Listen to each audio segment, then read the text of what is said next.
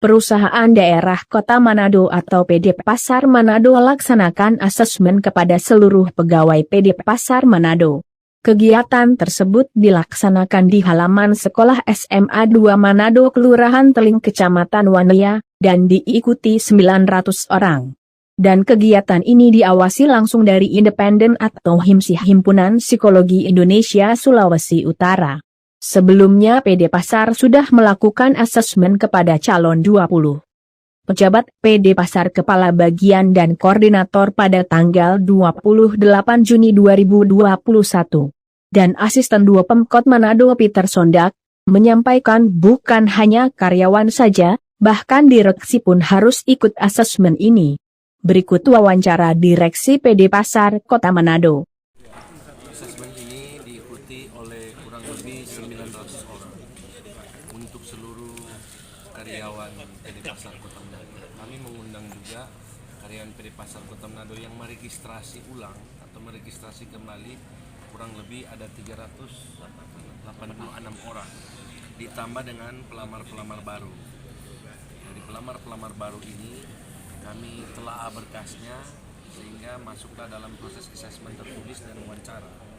Asesmen ini terbagi atas dua, asesmen yang level struktural, yaitu untuk kabak, wakabak, manajer, asisten manajer, unit, itu dilaksanakan oleh pihak ketiga Himpunan Psikologi Indonesia atau yang biasa disingkat HIMSI. Mereka adalah lembaga independen terpercaya yang juga biasa menyelenggarakan proses asesmen, melaksanakan proses asesmen di lingkup pemerintahan provinsi, Pemprov Sulawesi. Terus yang asesmen yang kedua yaitu asesmen untuk staf karyawan, itu dilaksanakan oleh dokter-dokter bagian psikiatri Rumah Sakit Umum Profesor Kando, RSU Prof Kando, atau dokter-dokter spesialis kejiwaan. Apa yang di asesmen? Selain di asesmen skill kompetensi kerja, tetapi yang lebih penting dan lebih utama dari itu yaitu karakter psikologi seseorang, kesehatan mental, kejiwaan seseorang. Itu yang di asesmen.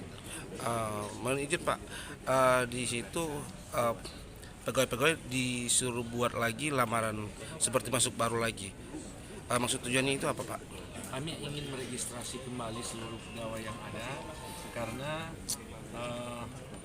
ternyata ada banyak yang kami dapati pada saat kami audit internal manajemen, beberapa karyawan yang tidak ada berkas, beberapa karyawan yang tidak ada data diri, surat keputusan bahkan surat tugas tidak ada,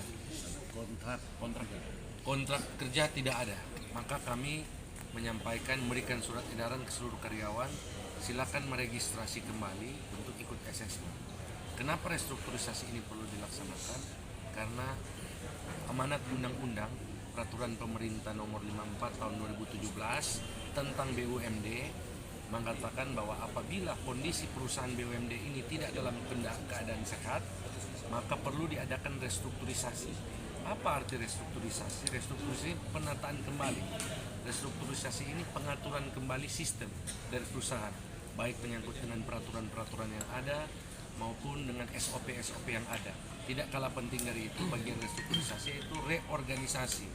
Reorganisasi ini mengatur kembali job desk berdasarkan struktur yang dibutuhkan oleh perusahaan PD Pasar untuk memajukan perusahaan ini.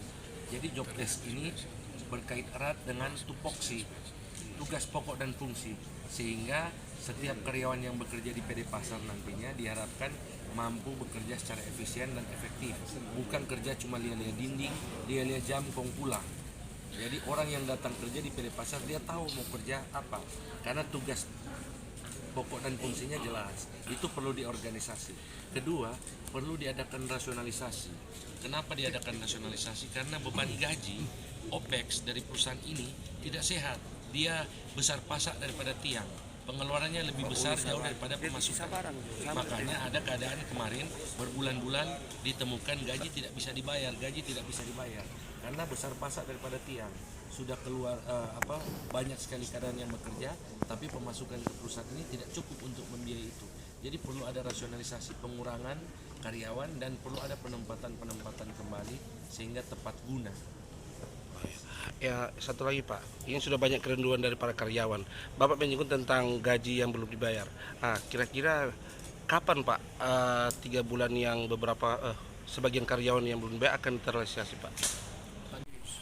Ya. Dari 900 yang mengikuti asesmen ini yang akan kami terima berdasarkan analisa kebutuhan jabatan, tapi memang kami belum detail dan rinci. Kami akan putuskan dalam rapat koordinasi bersama dengan bagian Orpak atau organisasi kepegawaian pemerintah Kota Manado. Mungkin ada di kisaran 300. Lagi memantau. Nanti akan dikoordinasikan dengan bagian Orpak Pemkot Manado. Bagian Orpak ya Pak? Iya, semua analisa kebutuhan, kajian internal manajemen ada. Tapi kita kan harus berkoordinasi dengan pemerintah kota dalam hal ini sebagai kuasa pemegang modal. Nah itu ada bagiannya yang analisa-analisa itu di pemerintah kota. Bagian Orpak ya, Pak As. Ini ada Pak Asisten, silakan. Sebagai sekretaris Dewas kan asisten 2. Yang beliau ngomong. Dirun. Ya, Pak. Untuk gaji karyawan yang belum dibayar Januari sampai bulan Februari sampai Mei. udah 3 bulan setengah. Itu kita pertama menunggu hasil pemeriksaan dari inspektorat. Kenapa? Karena informasi awal inspektorat bahwa ada temuan-temuan Fiktif. yang harus kita tindak lanjuti. Nah, kita menunggu jangan sampai ada temuan karyawan fiktif, kemudian kita bayarkan, nanti kita yang salah. Nah, jadi kita apa yang direkomendasikan oleh inspektorat itu yang kita akan jalan. Salah satu masalah tentang pembayaran utang gaji itu. Pak, mengenai hasil Ini inspektorat belum menyampaikan secara rinci. Baru gambaran umum disampaikan bahwa temuan awal ada kurang lebih 5,8 miliar yang pertanggungjawaban SPJ diragukan 2021. kemudian itu Januari sampai Mei 2020 2021 baru 2020 hampir 5 miliar. Nah, yang kita lihat awal saja Januari sampai Mei, kalau 5,8 kan itu perlu di item-item mana yang perlu kita tindak lanjuti. Mungkin salah satu itu masalah pembayaran gaji fiktif atau apa. Jadi kita lagi menunggu itu. secara resmi belum diserahkan ke Belum. Kemarin kami bikin pengembangan ke inspektorat, pengakuan dari Sek Inspektorat bahwa LHP itu sudah diserahkan secara resmi, baik pimpinan daerah maupun PD Pasar. Ya, jadi pertama permintaan pemeriksaan inspektorat itu sesuai dengan PP 5 AMPA maupun Perda nomor 1 diminta oleh Dewan Pengawas untuk memeriksa direksi dan jajaran ini, masalah administrasi dan manajemen.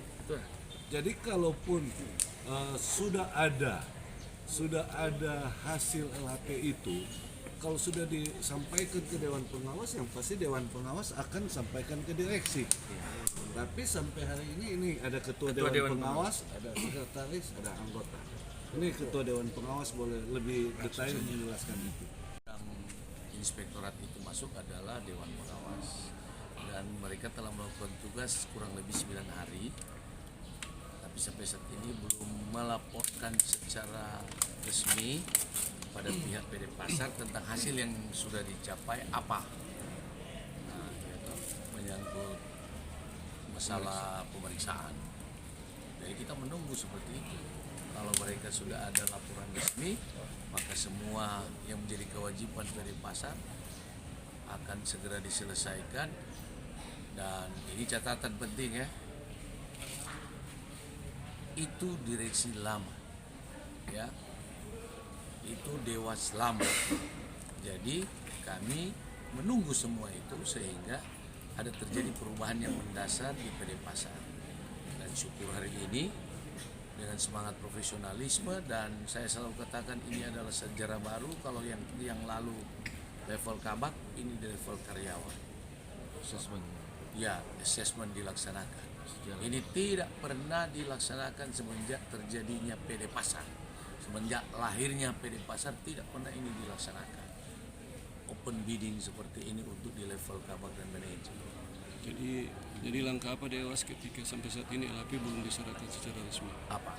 Langkah dari Dewan Pengawas ketika LHP ini belum diserahkan secara resmi. Apa langkah dari laporan inspektorat? dari inspektorat. Kami tetap berkoordinasi biar bagaimanapun mereka adalah kami PD Pasar bagian yang tidak terpisahkan tuh, karena ini pemeriksaan internal. Langkah dari Dewan tetap selalu berkoordinasi. Ya. Kalau jika seandainya finalisasinya oke, maka apa yang saya katakan tadi itu harus dipenuhi. Nah, itu menjadi jaminan direksi juga. Jadi dasar-dasar itu kan seperti itu, sehingga juga apa yang menjadi hutang lama dari rejim lama itu, kekuasaan lama itu akan kita selesaikan secara baik-baik. Misalnya Pak, kalau udah bisa pembayaran 3 bulan itu, apakah dibayar cash atau cicil Pak? Kan itu tergantung dari kemampuan perusahaan.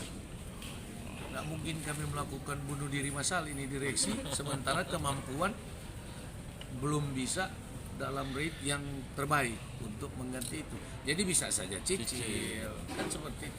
Yang penting ini dosa sejarah tuh orang boleh tebus. Kan begitu, itu yang terjadi Pak. Yang sebenarnya yang terjadi, semua tahu. Lantas kemudian pengakuan dari Sek Inspektorat sudah diserahkan LHP itu, tapi sampai saat ini belum ada. Ya, Kan pengakuan kemarin dari Sek Inspektorat bahwa LHP itu sudah diserahkan secara resmi. jadi sebenarnya hanya gambaran umum yang diberikan, kemudian kami minta kalau boleh diperinci detail supaya enak. Kalau proses direksi itu sesuai mekanismenya, sesuai peraturan pemerintah 54 2017. Jadi tetap ada mekanisme dan diikuti semua, baik Permendagri nomor 37 2018 mengenai tahapan-tahapan direksi, semua itu ada, baik direksi maupun dewan pengawas, semua sementara tahap awal sudah, tahap pendaftaran sudah, sekarang tinggal tahapan berikutnya untuk memenuhi seluruh kriteria. Itu, no? Jadi kapan Pak pelaksanaan untuk direksi asesmen ini? Sementara dikaji. Tapi yang pasti paling lama dia minggu Juni ke info kelar. Apakah itu akan bersama dengan BUMD lainnya Pak? Pasti akan bersamaan. Petunjuk pimpinan, kembali semua akan bersamaan. Chandra Matos TV5.com melaporkan dari Sulawesi Utara.